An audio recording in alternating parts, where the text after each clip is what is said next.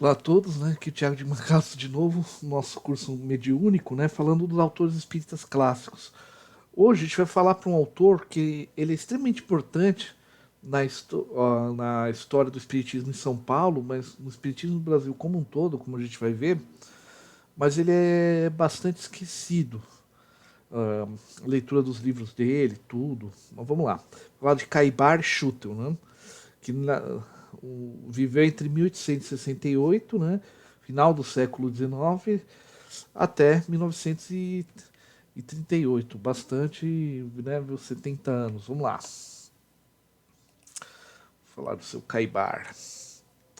Ele nasceu, né, 22 de setembro de 1868, Rio de Janeiro, filho de imigrantes. Naquela época começou a ter muita imigração para o Brasil, até para um certo projeto da família real, mas aí uma outra questão, né? Vai ver até 30 de janeiro de 38, na cidade de Matão.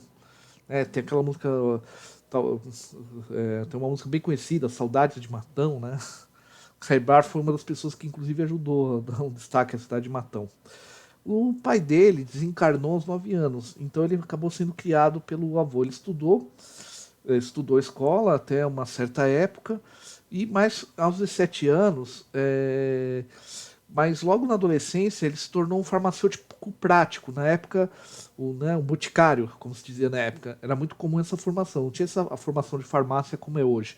Era uma coisa mais prática. O que mais próximo, o médico tinha formação parecida com o que se tem de farmácia hoje, né? Mas as pessoas no dia a dia tinham para trabalhar na farmácia, até fazer medicamentos, inclusive, é uma formação bem mais prática, né? E aos 17 anos ele vai mudar primeiro para Piracicaba, depois Araraquara, Itapópolis e Matão. Ele, antes de ser espírita, tem umas curiosidades. Ele era muito católico, ele era fervoroso, uma pessoa que atuava muito nas procissões. E ele gostava da farmácia, que para ele era uma oportunidade também de fazer o bem. Um dos motivos dele gostar, além dele ter habilidade com o trabalho, né? Também me lidou com homeopatia e tal, mas oportunidade de fazer o bem. Ele já ajudava pessoas com a farmácia. Matão, né? Era um distritinho e tal, né? E ele foi o primeiro prefeito de Matão. Ele foi uma das pessoas que lutou para a cidade deixar de ser um distrito e virar um município. Porque quando ele se torna um município, ganha alguns poucos recursos. Você não abre, por exemplo, uma dispensa naquela época. Você não abriu um negócio, por exemplo, você abriu um negócio num distrito. Você dava preferência de abrir um negócio numa cidade. Então, para ele, a pobreza que tinha em Matão, uma forma de combater, era transformar em cidade, porque iria ter mais recursos, iria dar oportunidade de maior desenvolvimento para a região do que distrito dentro daquela época, tá? Então a gente vê, e ele já era um católico fervoroso, que puxava, então era uma pessoa muito ligada à religião, muito ligada à fé, muito ligada à prática do bem, já, antes de ser espírita. Eu acho interessante a gente notar um pouco esse elemento em algum desses precursores do espiritismo. E o que acontece? Ele vai se converter ao espiritismo pelo seguinte: ele começa a sonhar com os pais. Que os sonhos vão ficando cada vez mais vívidos. Primeiro era uma visão, depois ele começa a conversar efetivamente, né? E isso não para, os pais conversam, tragam as informações que ele averigua. E ele conversando com seus amigos, que eram com amigos dele que eram padres, assim, um especificamente era muito amigo dele. Reza algumas missas para acalmar a alma deles, tal, que isso vai passar. E não passava. E ele tinha esses sonhos cada vez mais fortes, onde ele tinha plena lucidez nesses sonhos. Aí, com Quitiliano José Alves e Calixto Prado, ele vai passar uma sessão de tipologia. Tipologia é a sessão de mesa girante. É uma sessão de mesa onde você ficava. Vou mostrar uma foto aqui. Você ficava. Olha aqui o Caibar. Você ficava junto com a mesinha, apoiava as mãos em cima dela, fazia a prece, começava o trabalho, você ouvia batidas nas mesas. Veja, você não segurava mesmo, só colocava a mão sobre, às vezes ela flutuava, batia, depende da quantidade de batidas dava uma letra e tal. Só que eram sessões muito frívolas, né? As pessoas iam lá e perguntar coisas, putz, meu porco surgiu, onde que ele tá, né? E assim, quando eu tô falando isso, a frívola, para quem mora em uma região rural, o porco fugir, o alimento fugir, né? Então a preocupação é um tanto legítima, mas perceba, era para o objetivo das sessões não era nem praticar caridade, nem elevar espiritualmente, era resolver os problemas, né? Essas sessões práticas. E ele, quando tinha se te perguntar, os porcos fugiram, foram para onde, não sei o quê, e os espíritos davam indicação de onde iria, o Caibá saía da sessão e ia averiguar. E ao até lá começar a ver que os fenômenos eram legítimos, verificar, pô, a pessoa passou por aquele lugar, não. Tem possibilidade de ser frágil? Pô, ele começa a achar interessante. Até aí, eles não conhecem o espiritismo, as pessoas praticavam essas sessões, né? Só que começou a aparecer um monte de espírito sofredor pedindo para rezar missa, para ajudá-los. Cara, pai bar, vamos lá, rezar a missa, mas começou a estranhar, pô, tem um monte de, né? Tem um monte de gente que fazia isso. E o que acontece? Antes do Caibar entrar nesse grupo, tanto o Quintiliano e o Calixto tinham parado as sessões, por quê? Porque as esposas deles, que participavam também, né? Às vezes eles participavam e a esposa passava mal em casa. Eles participavam, a esposa passava mal em casa. Então elas participavam e se sentiam mal durante a sessão e após a sessão. Isso já indica que a coisa não está muito legal, né? É uma mediunidade de efeito físico que desgasta, mas significa que o ambiente já não está muito legal. Mas tinha essa confirmação dos dados. E eles pedindo. Até que um caixeiro viajante que era amigo dele, o João P. Rosa e Silva, vai mostrar para ele a revista O Reformador, que é a revista da FEB, que é a revista de divulgação do espiritismo na época, uma das mais antigas do Brasil, né? Não é a mais, mas uma das mais antigas do Brasil. E ao ler a revista, nossa, aqui fala de mediunidade, todos esses temas, ele vai encomendar o quê? Os livros do Kardec e o livro Estudos Filosóficos do Bezerra de Menezes. Quando ele lê o livro dos Espíritos, ele se converte ao Espiritismo. Cada livro dele tem esses relatos. Eu usei como base aqui a biografia escrita pelo Eduardo Monteiro de Carvalho e o Wilson Garcia, né, que recolheu todos esses dados.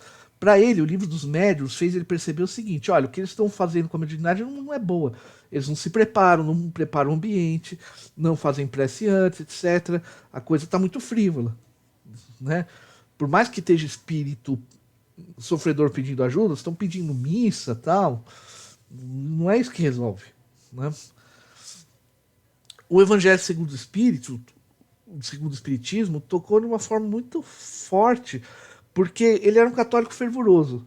E por o catolicismo, e aqui eu não estou fazendo uma crítica, estou comentando um fato.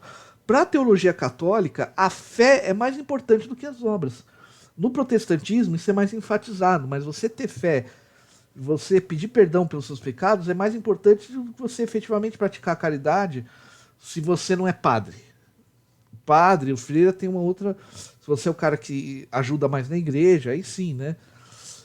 Aí ele começou a ver, pô, não é ficar fazendo procissão, tem que fazer a caridade. Ele vai passar a ser conhecido como o pai dos pobres de Matão, dessa região. Não só de Matão, mas pai dos pobres de Matão, mas que ajudava a gente a Araraquara, Piracicaba, toda essa região. E aí o que aconteceu com essa sessão? Ele começou a orar pelos espíritos que pediam missa. Olha, eles estão pedindo missa, mas não precisa ir lá fazer o ritual da missa católica.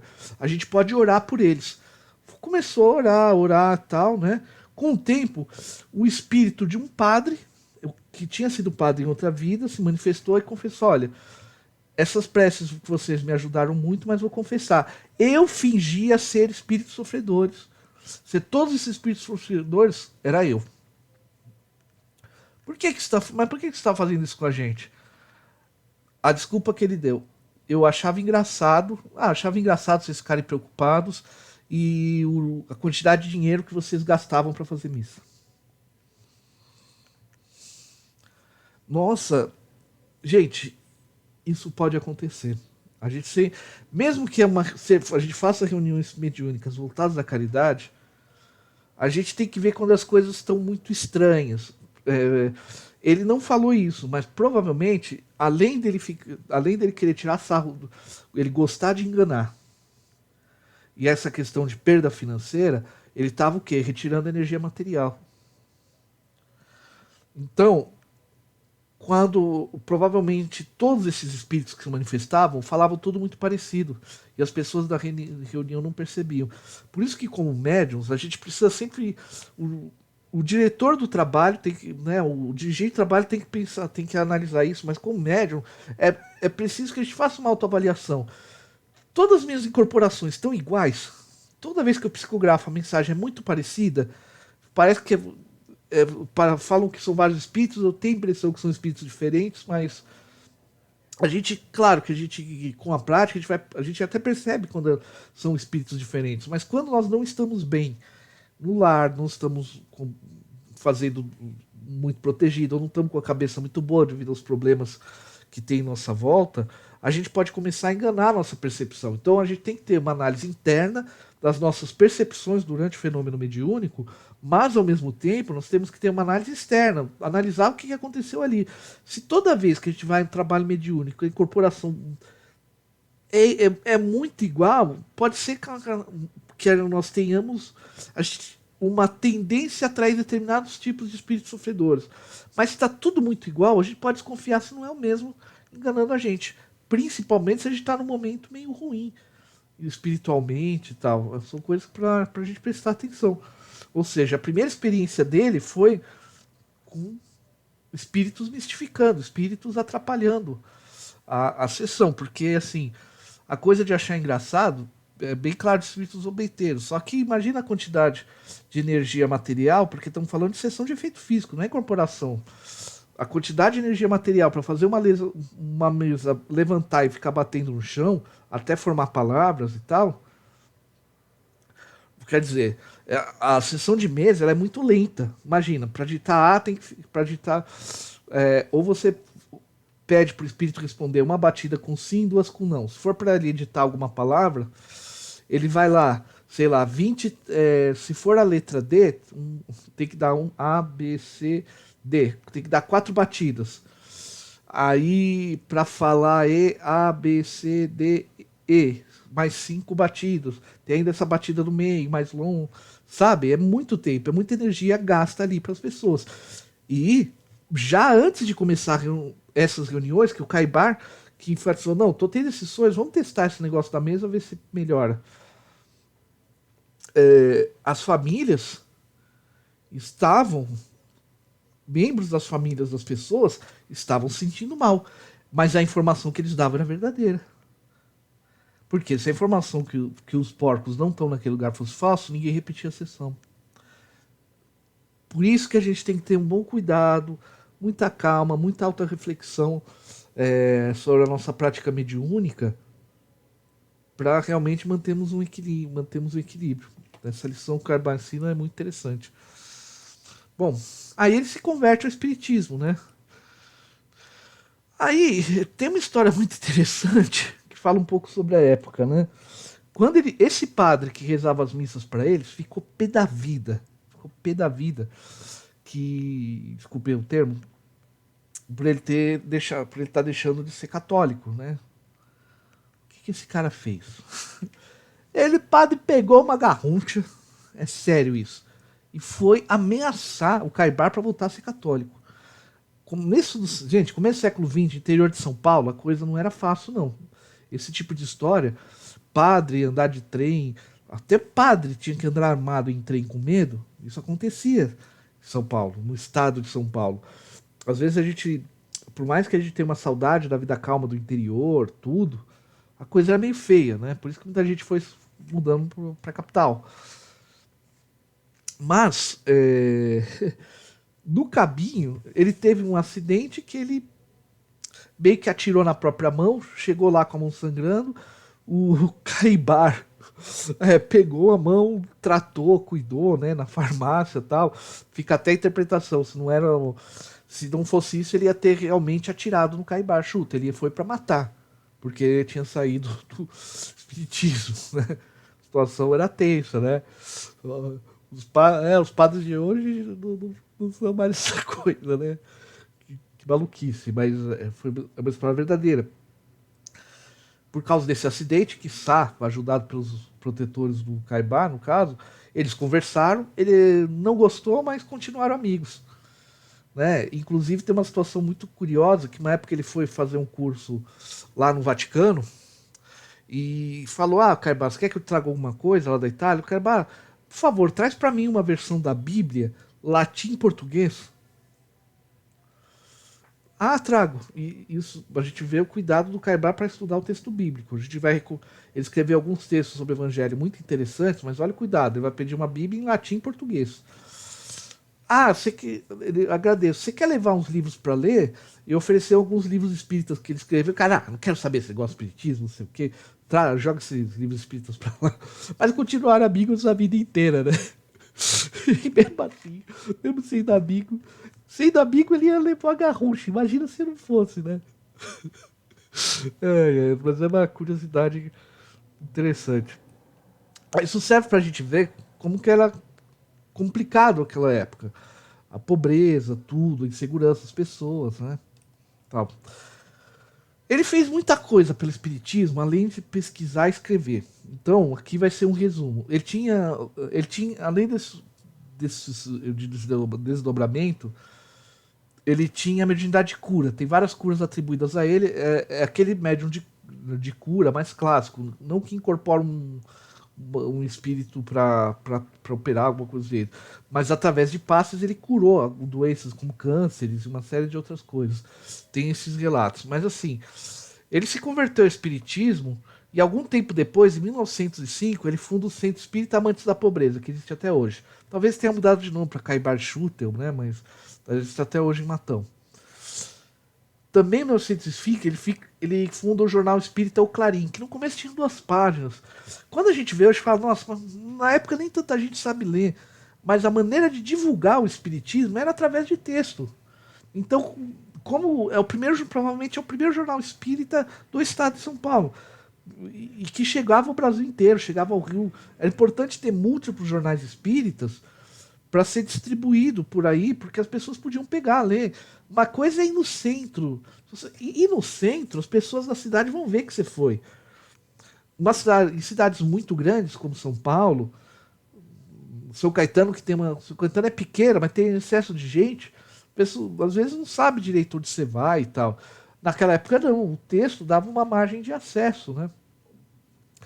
Então era importante. Em 1912, e no centro eles faziam palestras, passes e desobsessão. Basicamente era esse, desenvolvimento mediúnico, estudo, tudo mais.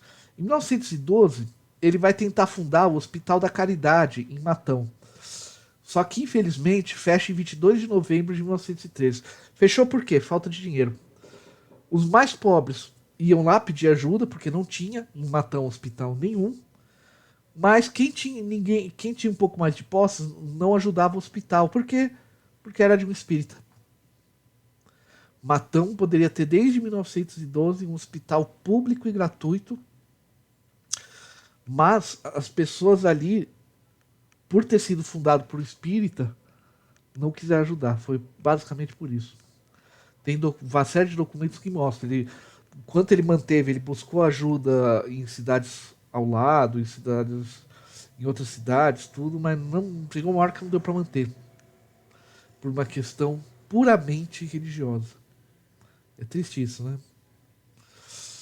Mas ver o empenho dele de fazer a caridade. Já ajudava muita gente, além do centro espírita, com a farmácia dele, os remédios, tudo. Naquela época era meio que pronto-socorro da cidade. O boticário fazia, né, enfaixava a mão das pessoas, às vezes fazia um pequeno tratamento, quando tinha médico, né? Já tinha médicos ali querendo ajudar a pessoa da cidade, vão fundar um hospital e tal, né? E você vê, por uma questão religiosa, as pessoas não ajudavam, sendo que ter um hospital ali era bom para todo mundo, né? Em 1914, ele começou um trabalho muito interessante, que era visitar presos de delegacia. Por quê? Em julho de 1914. E essa data é interessante, porque boa parte das pessoas da delegacia que chamavam ele, não é de Matão, de Araraquara, ali em volta, é quando tinha muitos pacientes, muitas pessoas que iam presas, eram pessoas que estavam com uma. Ou estavam com problemas obsessivos muito sérios, ou com uma questão de doença mental. Ainda não tinha. Em 18 que vai começar a ter uh, hospital psiquiátrico, né? Esse tipo de coisa. Então, o delegado pegava, via que a pessoa estava completamente perturbada, pedia ajuda para o Caibar. Trabalho extremamente interessante, né? É... Em 1925, ele fez uma coisa que na época foi tido como uma loucura, como um exagero, que foi a chamada Revista Internacional de Espiritismo, que era uma revista para ser lida aqui no Brasil e mandada para fora, lá do meio de Matão. Gente, qual que foi a importância da Revista Internacional de Espiritismo? Primeiro, pessoas do Rio de Janeiro, o Manuel Quintão, que traduziu muita coisa do Leon Denis, do Gabriel Delan, por exemplo, eles traduziam artigos que saíam lá fora para o português.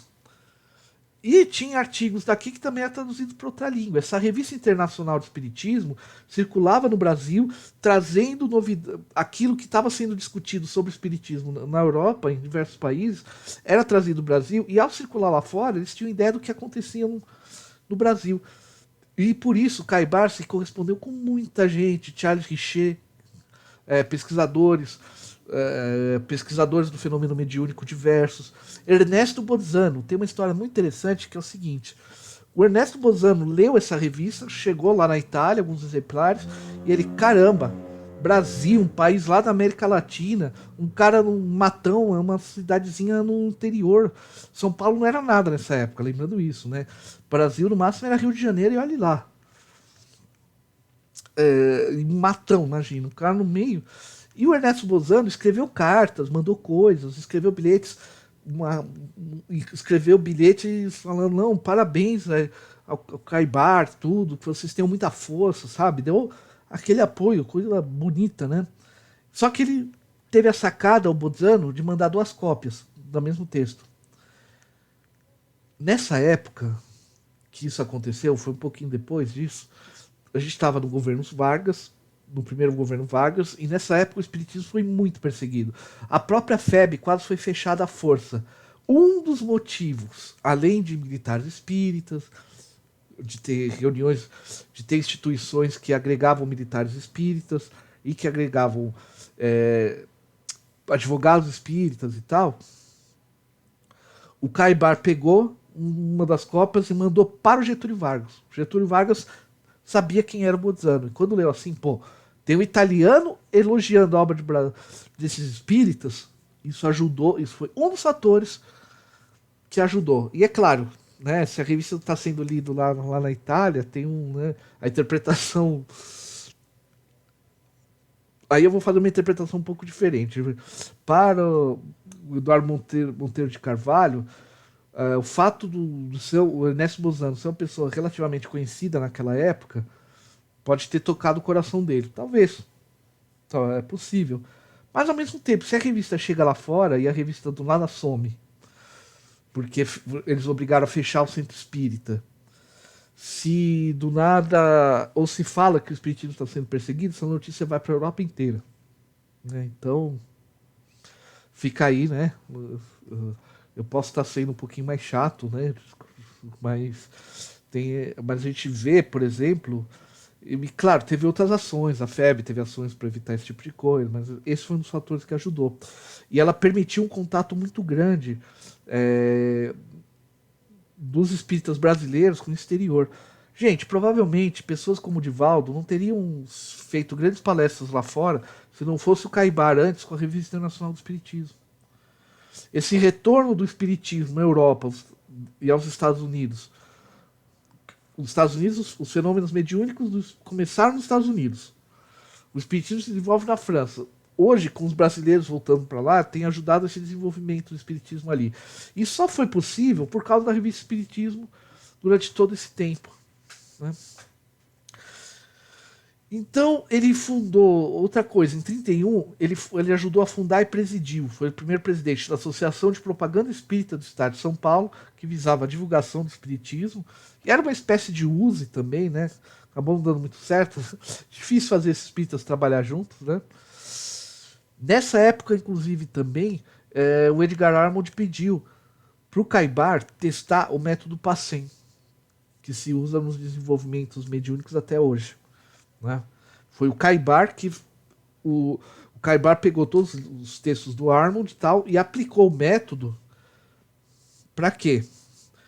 Porque sem a presença do Edgar Armond, que era uma forma de averiguar se aquele método funciona ou se era ou se não, um teste à parte, uma pessoa à parte. Então, boa parte do funcionamento das casas espíritas hoje, que foram muito influenciadas pelo Edgar Armond, foram testadas sem a presença do Armond pelo Caibar Chuta. Muito do funcionamento da Seara, então, a gente deve, por exemplo, ao Caibar Chuta. Olha que coisa. Né? Em 31, teve uma coisa muito interessante, que foi fundada a Coligação para o Estado Laico. Ou Estado Leigo, né?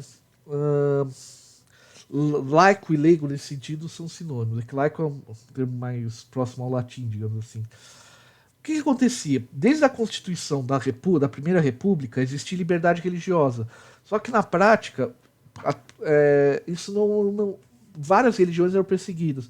Protestantes eram perseguidos, os positivistas da época, os materialistas, maçons, Umbanda e Candomblé, então, muito pior. Então se formou essa coligação para a defesa do Estado leigo e que ajudou a impor, que ajudou a articular a ideia de que as escolas públicas têm que ser leigas, não ensinar religião em escola pública, em você respeitar todas as religiões. E ela congregou espíritas, protestantes de diversos matizes, maçons, positivistas, ateus, judeus e outras pessoas de diversas religiões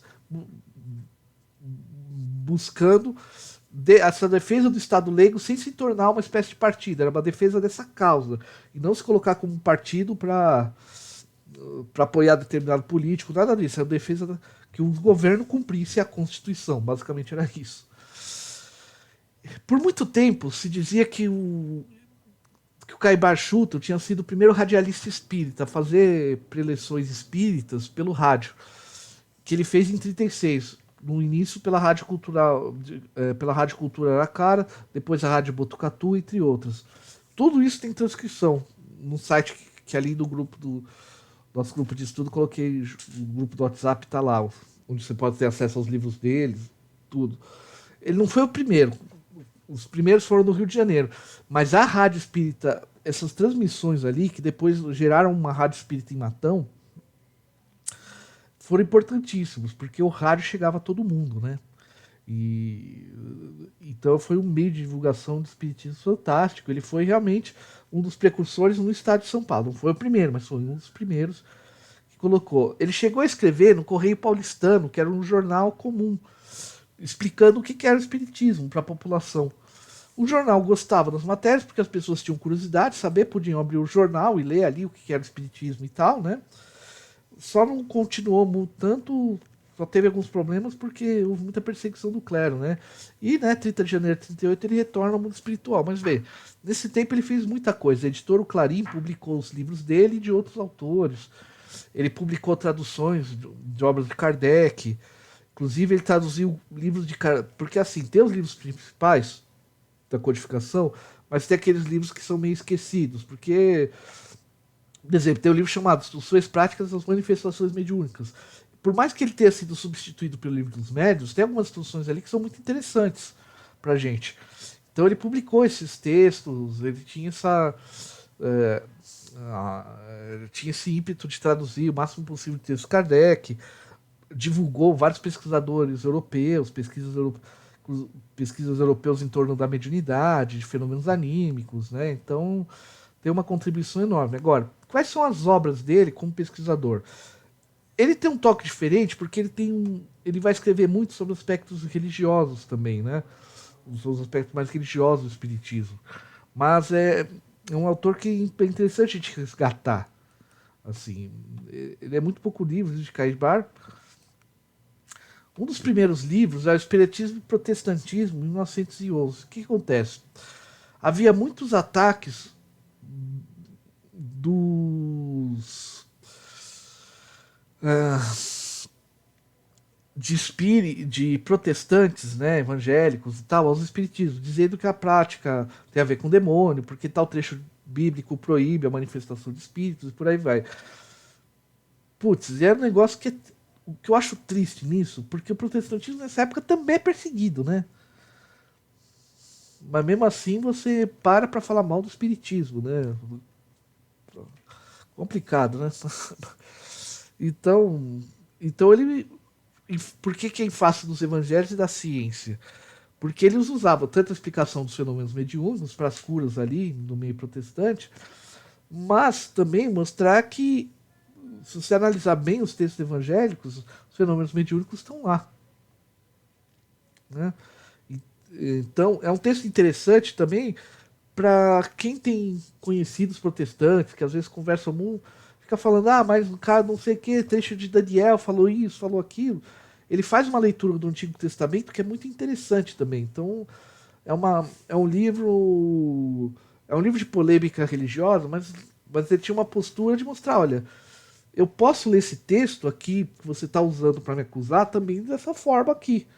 Então é uma discussão de ideias muito interessantes, né? Que vale a pena ver. Esse tipo de livro tem sido nos últimos tempos menos publicado, tal, né? A gente tem um clima de liberdade religiosa maior hoje, mas assim, em termos de diálogo de ideias é muito interessante. Né? Histeria e fenômenos psíquicos, das curas do espiritismo. Ele vai analisar que é muito interessante. Uma série de problemas, o problema do inconsciente, o espiritismo, o inconsciente, a reencarnação, o que eram certas histerias, divisões, e como que para as práticas do magnetismo, do passo e tal, e às vezes o desenvolvimento mediúnico, mesmo o tratar da obsessão pode auxiliar a cura desses problemas. Então, e aqui ele junta a teoria espírita com a prática científica, sendo dando uma certa ênfase na necessidade da prece, esse aspecto. Então é muito interessante, assim, ele não tem o Caibar, ele não tenta escrever de uma maneira isenta em relação à fé. Ele fala, não, é uma postura um pouco diferente de outros autores do período, mas é muito mas que também é interessante, né? É, ele não tinha alguns autores nessa época tinham uma certa ideia de falar com cientistas. Ele também queria falar um pouco mais com o público em geral, né? Então é um texto muito interessante para a gente estudar a mediunidade. O diabo, a igreja, o que acontece? A igreja católica fazia uma série de acusações sobre que os fenômenos mediúnicos eram fenômenos do diabo. Eu já comentei isso um pouco depois, meus avós, meus bisavós, meus tataravós, que viveram um pouco dessa época, eles eram tidos como excomungados. Oficialmente, todo mundo que é espírita é excomungado pela Igreja Católica. Né? Eu sei que muita gente tem apreço de ver a igreja, mas segundo o Vaticano está lá. Né? Ainda a gente. Né? Somos excomungados e tal. Ainda tem essas tensões. Né? Eu mesmo. Eu li em algumas oportunidades de trabalho, eu li alguns textos sobre seminários assim católicos, protestantes, e eles falam muito em diálogo com outras linhas cristãs, mas quando fala do espírita, eles têm uma postura assim de que, olha, dá para dialogar com protestantes, dá para dialogar com ortodoxos, com outras linhas do cristianismo, mas com espíritas o diálogo é impossível. Eles não vão se abster do conceito da reencarnação e nem da prática mediúnica. Então, são excomungados que não dá para. E eu estou falando de textos recentes, inclusive esses padres cantores que falam em respeito, tudo. Tinha assinatura de alguns padres cantores aí meio famosos tal. Quer dizer, a posição oficial da igreja é de não dialogar com o espiritismo. Né? Até hoje, porque. Bom, mas aí o que o Caibar faz? Ele vai mostrar que ele vai tratar, explicar a questão da mediunidade, mas ele vai mostrar também que os fenômenos mediúnicos estão em toda a Bíblia, no Antigo Testamento, no Novo, e que o diabo tem uma história, que é realmente o diabo ele aparece no livro bíblico. Um dos motivos dos samaritanos não concordarem com os judeus, com a tribo de Judá, era exatamente a figura do diabo. Para os samaritanos não tinha lógica. O diabo aparece num profeta de Israel, que é um profeta específico que vai dizer que o diabo existe. E não era. E veja, entre os hebreus não era unanimidade. Os samaritanos e outras vezes falaram: não, esse negócio do diabo, vocês estão misturando a cultura hebraica com a cultura babilônica. Né? E ele vai mostrar toda essa história. Que no final, o diabo. Dizer que o diabo existe através da Bíblia é muito complicado. Ele vai aparecer, né? É bem complicado, né? Imagina atribuir tudo à manifestação demoníaca, né? Bom, então ele faz esse duplo trabalho, mostrar os fenômenos espíritas e fazer também esse diálogo religioso que nos informa de uma maneira muito interessante. Tem esse texto do batismo, se vocês lembrarem da nossa conversa sobre o Batuíra, havia esse problema nessa época do batismo, porque no Brasil, por isso que ele também, aquele colégio de defesa do Estado laico, né, Estado leigo, que foi extremamente importante para a educação, mas também nessa parte de documentos, porque se você não fosse batizado em igreja, você não tinha direito à propriedade, uma série de questões assim, porque a lei, por mais que a lei fosse liberdade religiosa, no Império, o registro oficial é o batismo da igreja, né? Então você tinha que criar outro tipo. Então, ele não discute essa questão histórica da época, mas ele vai analisar qual a origem do batismo, que tem origem pagã, inclusive, qual que era o sentido bíblico do batismo e por como que esse ritual passou a ser usado para crianças.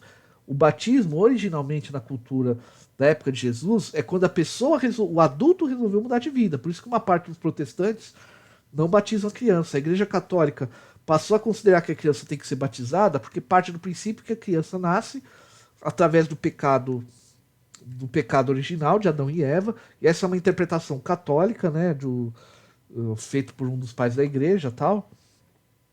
Justamente o Agostinho, né, de Hipona, né, o Santo Agostinho. E que então eu tenho que batizar a criança para baixar nela o Espírito Santo e acabar com a influência demoníaca. A igreja fez muito isso porque antigamente se morria muita criança cedo, né? E aí tem o rito do batismo. Então, e ele vai mostrar que assim não faz sentido dentro da doutrina espírita, do que a gente aprende na doutrina espírita, não faz sentido nenhum a gente batizar a criança. Não faz sentido nenhum. O que é o batismo? E qual que é e ele vai mostrar o quê? O que é o verdadeiro batismo? O que é a verdadeira conversão? É quando você passa a praticar a caridade. O verdadeiro batismo é esse. É claro que assim, ninguém no centro fica olhando se alguém se batiza ou não. Não é nem. Ele tem liberdade de pensamento, né? Mas. Né, eu entendo as pessoas quererem agradar a voz e tal, mas sei lá, né? Eu acho que o casal tem que decidir a sua vida, né? E batismo é caro, né? Você tem que pagar para fazer o batismo. E sei lá, fazer um ritual dizendo que a criança nasceu com o pecado original que vai ser tirado no batismo, eu acho um pouco o fim da picada, assim, né? Eu não vou nesse tipo de coisa por causa disso. Eu acho absurdo você olhar para uma criança recém-nascida, olhar ela, porque o olhar do batismo é esse. Criança tá cheia de pecado e precisa ser batizada para tirar os pecados de Adão e Eva, sabe? Sei lá. Aí cada um com a sua consciência, né? Mas vai ler o que significa batizar para quem e não estou dizendo que está errado quem tem essa ligação emocional com o catolicismo. Nada disso, é uma ligação emocional. Mas sei lá, você concorda com isso para te colocar. Se eu tivesse filho, eu não faria nem a pau isso daí. Mas ok. Eu também não sou batizado, né? Então, como batizado, sou excomungado com orgulho, né? Mas ok. Ok, é uma questão pessoal minha. Mas o texto do Caibar ele é interessante porque ele mostra toda a história por trás do batismo e o significado por trás do ritual, né? Então é muito interessante. Tem um texto dele, 1918, né, que foi publicado pela primeira vez, que é a interpretação. Ele buscou interpretar, estudando a história da construção do texto do Apocalipse, qual que seria a interpretação espírita dele. Inclusive, tem um monte de palestra hoje que fala sobre esse assunto, e o palestrante fala exatamente a interpretação do Caibar Schutel e não cita eles. Eu confesso que eu acho isso uma certa falta de ética, né? Por ele ser um autor, por ele ser um autor pouco lembrado, mas assim, se você pegou, se a gente vai dar palestra, a gente pegou uma história de um livro do Chico Xavier, a gente tem que dizer que é do Chico Xavier. Se eu peguei o exemplo de uma palestra de alguém, eu tenho que minimamente, por uma honestidade intelectual, dizer, olha, essa história quem conta é pessoa tal. Né? Agora, tem um monte de palestra assim, gente fazendo seminários sobre Apocalipse e tal, aí como você começa a ver e ler, Caibachu tá, né? Pode ser que a pessoa chegou à mesma interpretação sem conhecer o livro? Pode, né? Mas não sei, principalmente isso quando é seminário pago, assim. Aí, bom, tem o livro Médiuns e Mediunidades, que é um livro extremamente interessante, porque assim, ele é como se fosse uma apostila de curso mediúnico, antes dos cursos, né?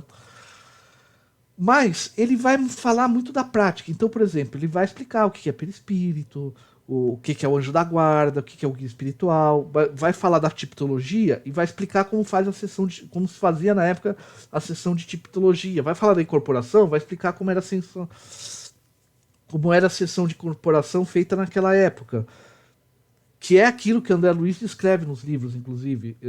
É nesse mesmo contexto que o André Luiz está observando as pessoas, pegando relatos em sessões que ele assiste para escrever os livros, os domínios da mediunidade, mecanismos da mediunidade. Então é interessante. Mas não só isso, ele vai falar das sensações que o médium tem. Então, por isso que é médiums e mediunidades. E ao falar um pouco de como os médiums se sentem durante os fenômenos, como estudo, é interessantíssimo. Esse é um livro que vale muito a pena ler para estudar a mediunidade, né? Tem um livro, um dos livros mais densos que ele escreveu, que se chama A Gênese da Alma, é, que ele vai discutir a conceito de alma, como ele se desenvolve ao longo das religiões, como que ele ocorre no espiritismo, vai mostrar e vai estudar os fenômenos mediúnicos para analisar as características da alma. Um texto muito legal. Esse é um texto de polêmica também, que era o Espiritismo e Materialismo, os que procuram verdade, né? É, o que eu acho interessante, enquanto, digamos, aí ele vai falar da necessidade da prece, tudo, vai mostrar como os materialismos têm dificuldade de explicar algumas questões, mas eu acho interessante que o Kai Barchuta, quando ele escreve nesse tema, dentro daquilo que podia, dentro do seu contexto e tal, ele tem uma certa empatia. Por que as pessoas se tornam materialistas? Porque mesmo alguns grandes autores clássicos, às vezes colocam. Uma coisa é discutir. Quando eu discuto a ideia materialista, eu discuto problemas de raciocínio. Mas uma coisa é entender a diferença entre o raciocínio espiritualista e o raciocínio materialista, e outra coisa é tentar entender o que levou a pessoa a ser materialista. Então ele tem essa questão, ele se coloca nessa questão. Por que muita gente se torna materialista? Porque vê os problemas das religiões institucionalizadas, protestantes, católicas, o dinheiro que acontece, os absurdos que religiosos fazem, né, em nome da religião, em termos de história. Então, ele não discute só do plano do raciocínio, ele entende o porquê que as pessoas. Ele busca entender por que as pessoas talvez se tornem materialistas, e daí ele escreve. Então, ele é um texto interessante para a gente. Claro, é um texto antigo, de uma outra época, mas assim, é muito fácil de entender. A linguagem do Caibar é muito legal, mas ajuda a gente a fazer esse diálogo quando necessário, né, tal. Parábolas e Ensinos de Jesus. É um livro muito legal, onde ele analisa todas as parábolas. Ele pega todos os Novos Testamentos e vai analisar todos os ensinos. É muito bom, é maravilhoso para quem dá palestra. Tem algumas interpretações. Ele fala dos fenômenos também, mas assim, os fenômenos que Jesus fenômenos mediúnicos, porque o que acontece? O Evangelho segundo o Espiritismo, ele não vai fazer um comentário de letra por letra de tudo que tem nos 4 evangelhos. Ele vai selecionar aquilo que é mais difícil, principalmente. Aquilo que está mais claro, né? Então ele até faz uma economia de ideias. Às vezes eu posso discutir várias parábolas através de uma só. Senão o Evangelho segundo o Espiritismo ia ser um negócio gigantesco. Esse livro ele tenta analisar um pouco de tudo. Então, para quem dá palestra, assim, para estudar Evangelho, para ajudar o estudo do Evangelho, é muito bom. Vale muito a pena ler. Uma pessoa que gostava desse livro era Chico Xavier, por exemplo. Inclusive se encontrou com o Caibar Schutel, né? O Chico era bem jovem, chegou a se corresponder com uma pessoa que conhecia o Caibar Schutel. O Caibar convidou para ele vir para São Paulo. O Chico Xavier foi pegar o trem. Ele saiu de Pedro Leopoldo antes de morar e ele achava que ia voltar no dia seguinte. Ele não sabia que Pedro Leopoldo, São Paulo, o trem demorava 36 horas. Só foi com a roupa do corpo. Aí conversou com o Caibar. Ambos, Caibar recebeu ele e foi levar. Tem uma pessoa que está precisando de ajuda. Vamos passar a casa dela para dar um passe. Eles foram lá, não pôde aplicar o passe, mas fizeram uma oração para ela. O Chico Xavier contava essa história com muito carinho, pela maneira que ele era muito jovem, pouco conhecido no meio espírita. O Caibar recebeu, conversou, entregou, deu alguns livros de presente para ele, né? Então eles tiveram um encontro muito bonito. E esse livro é um dos que é muito legal. É fruto das preleções que ele fazia. Ele tem uma linguagem, por mais que seja um texto antigo, mas a linguagem é muito clara. Eu, pelo menos, acho bem gostoso de ler.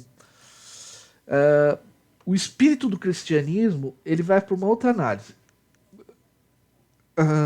Enquanto no livro anterior ele vai analisar os ensinos de Jesus, o que é isso, através da doutrina espírita, que ele tenta analisar qual que é a essência do cristianismo. O que é essencial ao cristianismo? Por que a caridade é tão essencial ao cristianismo, né? Então é essa análise que ele vai fazer, um texto também muito, muito interessante, porque ele toca nesse aspecto, em certos aspectos da doutrina espírita e vai buscar isso. Vai fazer essa pergunta, qual que é a essência dos ensinos de Jesus, né? Claro, esse conteúdo, boa parte já está no Evangelho segundo o Espiritismo, mas ele visa aprofundar esse tema, então é muito legal esse livro também. A Vida no Outro Mundo é um texto muito interessante pelo seguinte. Ele vai falar sobre o perispírito, o mundo espiritual, basicamente reencarnação. Os espíritos têm atividades, ele vai vai fazer um livro para responder uma série dessas questões. Uma coisa que me chama a atenção é porque o Caibar parece ser um dos primeiros espíritas brasileiros a usar constantemente o termo plano espiritual. A gente não acha na codificação. O Kardec vai falar muito mais mundo espiritual. Mas essa explicação do plano espiritual como diversos planos aparece nesse livro, que é fruto de uma série de. Ele foi desenvolvendo nos últimos livros que ele publicou, mas que é fruto de palestras, de leituras, de estudos, desde que ele se tornou espírita, né? Então é muito interessante, porque ele explica muitos aspectos dessa questão da vida no mundo espiritual, vale muito a pena ler. Ainda é um texto bem atual. Ele tem outros livros, tem um livro de preces também que é bonito, tem alguns outros livros específicos, mas que eu acho mais interessante. Esses sobre o Evangelho são muito legais, mas esse das mediunidades vale muito a pena a ler. E tem o último livro que foi A Vida e os Atos dos Apóstolos, onde vai pegar e vai tentar explicar a mediunidade dos apóstolos. Quando você vê o livro da Bíblia, Atos dos Apóstolos, as curas, tal, que fenômenos que eram aqueles? Qual que era o sentido espiritual daquelas curas? O que a gente aprende o que a gente aprende do ponto de vista mais da moral, da espiritualidade, entre as tensões que os apóstolos tinham entre si, das discussões que tinham os apóstolos após o desencarne de Jesus? Então é muito interessante, é uma análise bem legal. Outra coisa que tem voltado à moda nos últimos anos, né? E ali no grupo eu mandei o site onde tem vários livros para vocês darem uma olhada, a própria biografia, mas assim, ele é uma figura ímpar como pesquisador. Ele soube auxiliar articular a parte mais científica com a parte religiosa de uma maneira muito interessante e dá muito material para gente, para quem gosta da parte, vida dos apóstolos, os ensinos de Jesus. Eu gosto muito desse livro das parábolas de Jesus, por exemplo. Acho um livro muito bom. Então vale a pena a gente conhecer, especificamente sobre mediunidade, tem aquele que eu falei, mas para estudar a mediunidade na vida de Jesus e dos apóstolos, os livros do Caibar são ótimos. São ótimos. Então vale muito a pena ver, né? Essas questões com o diabo também vale a pena ver pelo seguinte: o conceito de diabo, por mais que a gente se tornou espírita, em várias reencarnações a gente ouviu isso, uma ideia do mal. Então, quanto mais a gente entende que o diabo é uma construção histórica e que é estranha no próprio Antigo Testamento, é problemático a figura do diabo ali, a gente começa, nos ajuda a sair dessas ideias de culpa. A gente usa esse conhecimento para quê?